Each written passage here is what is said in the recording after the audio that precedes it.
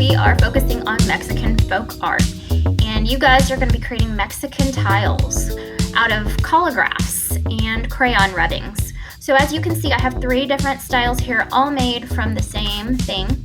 You're going to take a piece of recycled chipboard from like packaging, like cereal boxes or crackers, and you're going to cut yourself a square. You can see I cut 2 edges and then I folded it into a triangle so that I know I get a perfect square easily.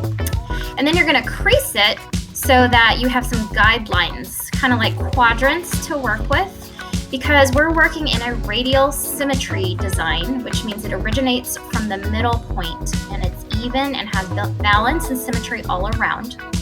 So to make a collagraph, you need to create what we call relief. It's texture with raised surfaces by applying different shapes on top.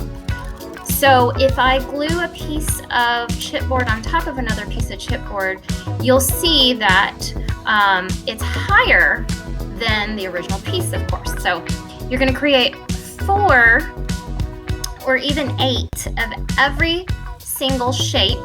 You could do more than that. And you're going to redraw these and cut them out. So sometimes I tell you to fold your paper in order to cut things more efficiently, but in this case, the cardboard is too thick and it can be dangerous. So you're going to cut those out and you're going to start placing them on your original square that you cut. And as you can see, radial design, right? All the way around with symmetry. I decided I wanted a circle, so I went ahead and I'm going to cut out a circle by using a tracer. Use things that you find around your house, right, to give you some inspiration. So once you have all your shapes cut out, you're going to start placing them on and gluing them. Remember to have balance in your piece, right? Symmetry all around that center point.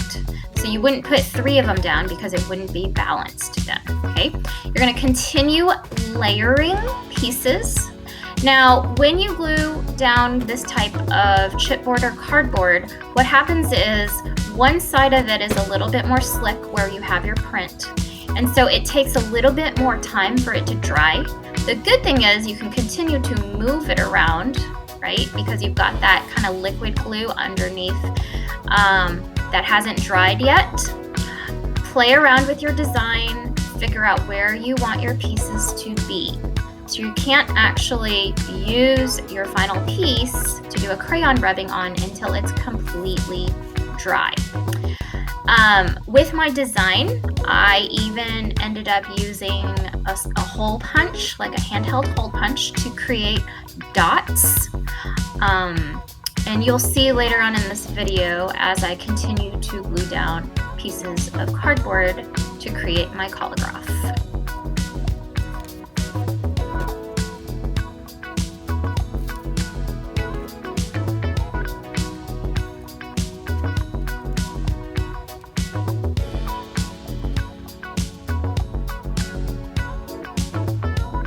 So once you have that done and your collagraph has dried, you are going to get a piece of paper and a crayon.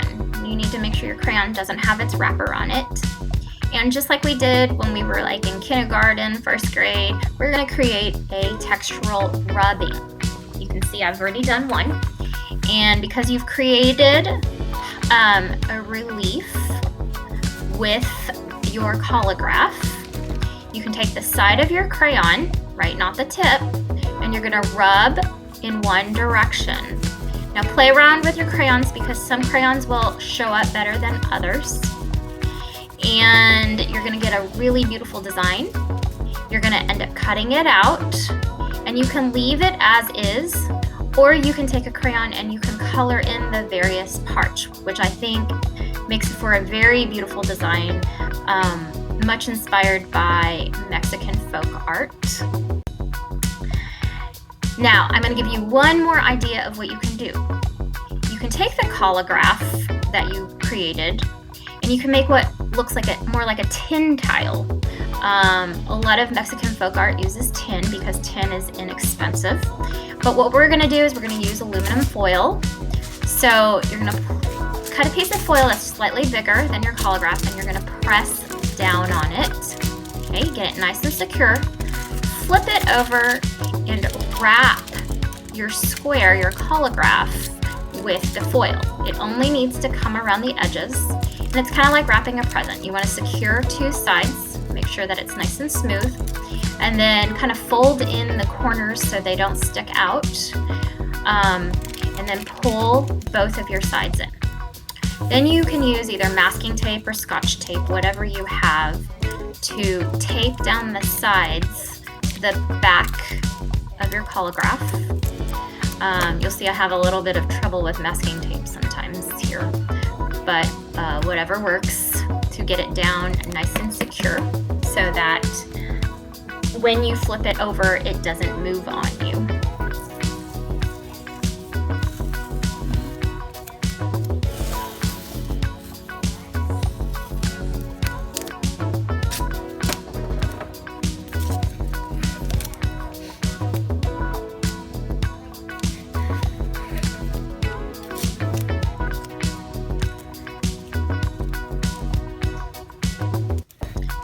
Now here comes the fun part. When you flip it over, you're gonna rub with your fingers to make that design pop out. I tried a few different things by using like the side of the pencil, but I kind of gave up on that because I felt like I might tear it. So the best thing to do really is just to use your fingers and press down so that your shapes are revealed. And then you're gonna take a different colored permanent markers. This is where permanent marker is important, so that it doesn't smear, and you're going to color in the different sections, and you'll see that once you get the color on, it makes just a really beautiful piece. So I hope that a lot of you will try this project at home, and